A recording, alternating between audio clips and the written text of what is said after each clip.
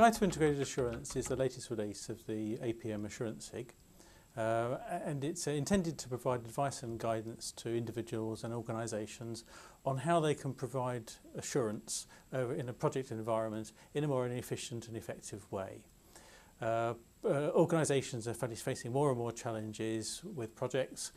More and more stakeholders are becoming more complex, and they need there is a greater need for assurance. That becomes quite onerous for projects, and the idea of the guide is to help organisations work out how to coordinate that assurance work such that it becomes more efficient. We use the word integrated quite deliberately. We could talk about coordinated, we could talk about collaborative, we could talk about joined up, but it's more than any one of those things.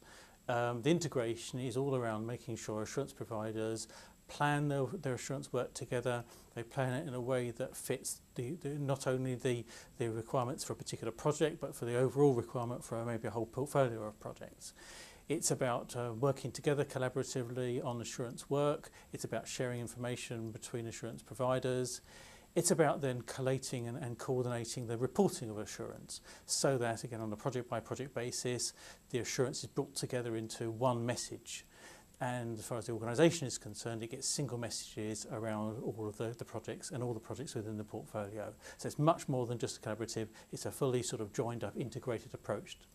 The guide is aimed at really anybody within in a project environment, but primarily for sponsors, for directors in organisations, people who have a responsibility for more than one project, for portfolios of projects.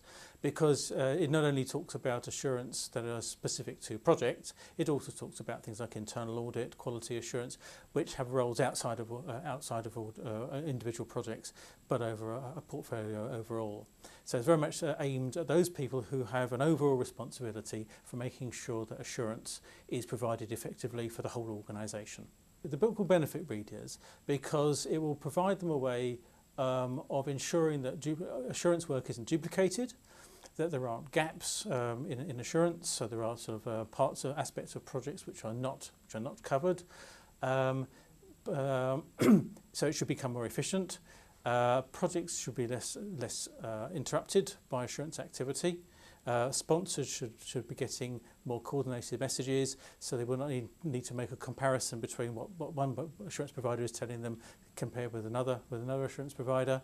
So there isn't necessarily a direct and obvious cost benefit, but for an overall quality of information, I think there is a great benefit. I would only say that there's very little in the way of a guidance on assurance.